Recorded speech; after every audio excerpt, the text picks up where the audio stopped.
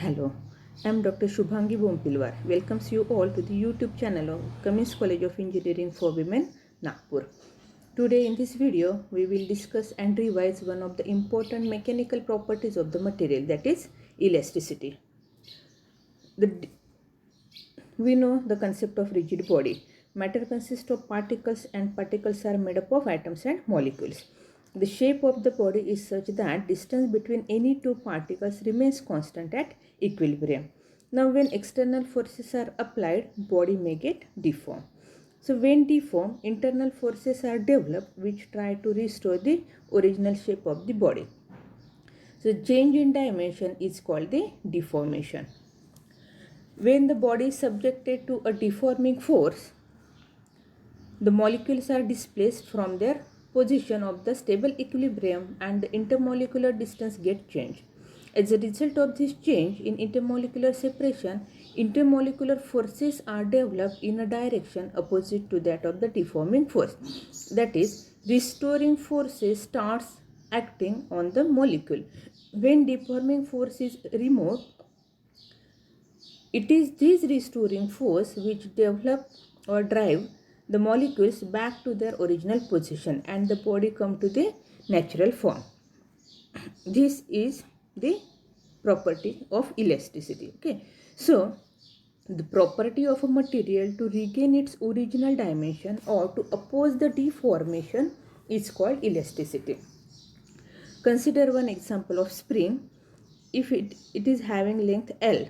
Now if we apply some weight at one end, then we observe that spring gets elongated. So this change in length is due to applied force. Now as soon as we remove this weight, it regains its original dimension, that is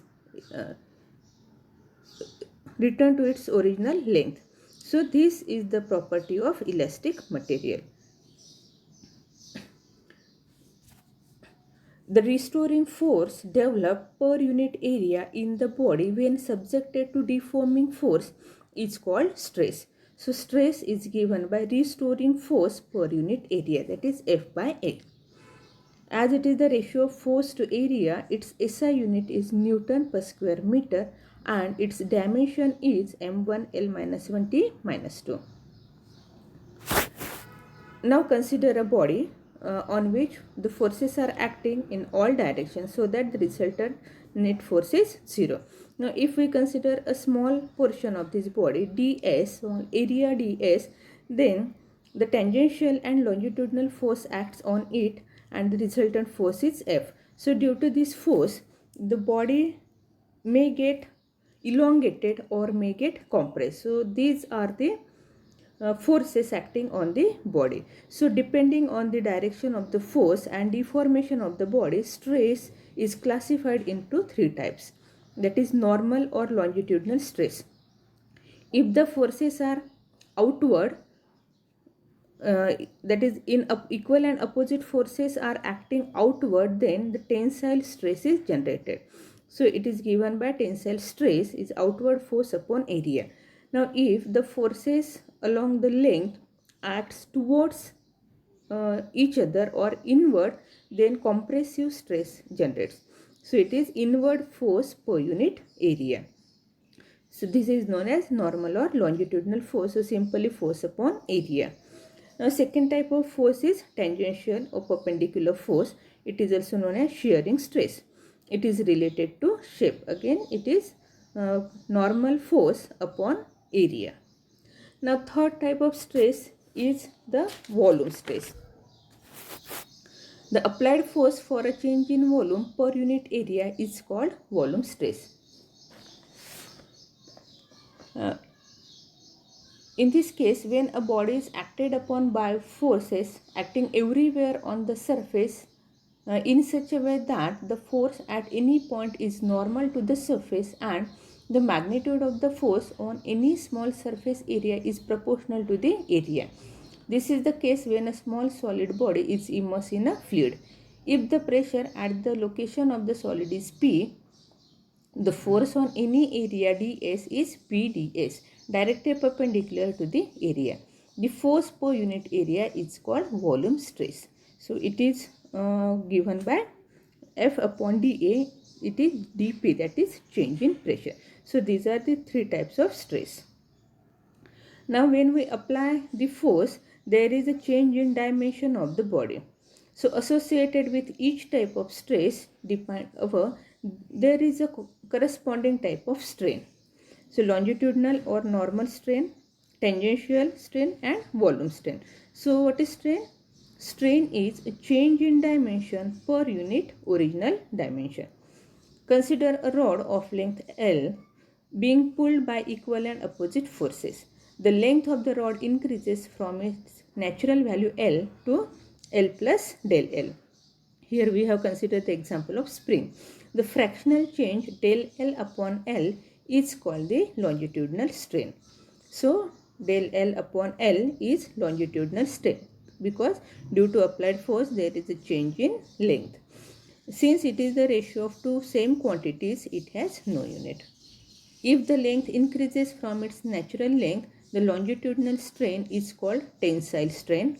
If the length decreases from its natural length, the longitudinal strain is called compressive strain. The second type of strain is shearing strain. This type of strain is produced when a shearing stress is present over a section. Consider a body with square cross section and suppose forces parallel to the surface are applied as shown in figure. The resultant of this force is shown is 0 as well as total torque of the force is also 0. Now due to this shearing strain, the displacement of a layer, there is a displacement of upper layer while lower layer is fixed. So this displacement is denoted by d dash. That is the strain developed due to applied force. So tangential or shearing strain is given by d dash upon AD, that is small h upon L, where L is the length. So this is also known as shear and denoted by theta. So theta is equal to h upon L. And when the body is subjected to a volume stress, its volume changes. The volume strain is defined as the fractional change in volume. If V is the volume of the unstressed body and V plus del V is the volume when the volume stress exists, the volume strain is defined as volume strain is equal to del V by V. So these are three types of strains corresponding to three types of stress. Now, if the deformation is small, the stress in a body is proportional to the corresponding strain. This is given by Robert Hooke. So it is known as Hooke's law. Within elastic limit, stress is directly proportional to strain. That is, stress upon strain gives the constant. So here if we observe the figure, then along x-axis we have considered strain, along y-axis there is a stress. So up to first point, proportional limit, stress is directly proportional to strain, and second point B indicates the elastic limit. Again, if for third point C, if we increase the stress, strain remains same. So that is the limiting point. Now after again if we increase the stress, after some point it bears the maximum stress, and at point D it breaks, the wire breaks. So this is known as breaking point. That means we can apply a stress in a elastic limit. If that stress increases within the particular limit, then wire breaks. This is Hooke's law. Now corresponding to three stress values and three strain values, there are three constants of the material. So tensile stress upon tensile strain is given by Young's modulus. It is denoted by Y. So tensile stress is F upon A and strain is change in length upon original length. So we get the ratio FL upon A into small l, where change original length is L and small l is the change in length. This is known as Young's modulus. So as it is the ratio of tensile stress to tensile strain, L upon L, the unit gets cancelled. So Young's modulus has the same unit as stress. It is inversely proportional to length, and that's why if we compare this Young's modulus for steel and rubber, then for equal weight the elongation is greater for rubber, and that's why, and y is inversely proportional to L, so it has low Young's modulus. And we can compare the Young's modulus, that is stiffness. It defines the stiffness of the material, so we can conclude that steel is more elastic than rubber. Then second modulus of rigidity. Second constant is modulus of rigidity eta. It is given by shearing stress upon shearing strain. It is related to shape. So again F upon A into L upon H. And third one is the volume stress.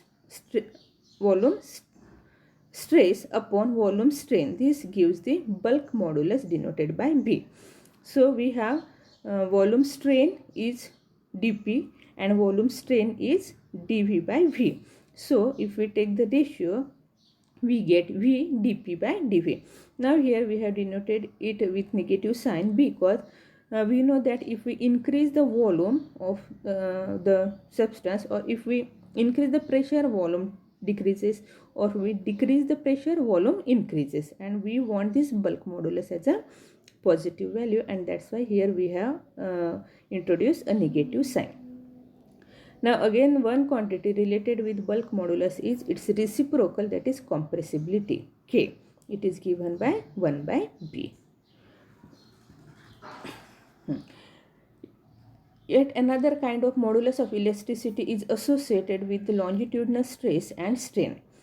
When a rod or a wire is subjected to a tensile stress, its length increases in a direction of the tensile force. At the same time, length perpendicular to the tensile force decreases.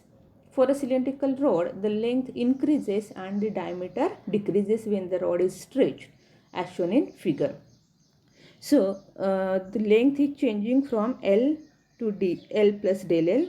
At the same time, diameter is decreasing from D to D minus del D due to force. So this fractional change in transverse length is proportional to the fractional change in longitudinal length, and this ratio is given by Poisson's ratio sigma. Now this chart shows the Young's modulus for various materials. Young's modulus, as we know, defines the stiffness of the material. So from chart we can find that polymers, rubbers, wood or wooden products are having less Young's modulus as compared to composites or metal alloys and glasses. So these are better material or are a less elastic material as compared to glasses. So we say that metals are more elastic than rubber or polymers. Thank you. In this video we revise the terms in the terms related to the elasticity of the material. So if you have any queries or doubts, then drop me a mail at shubhangi.bompilwar@cumminscollege.edu.in. And for our college information, you can visit our website www.cumminscollege.edu.in.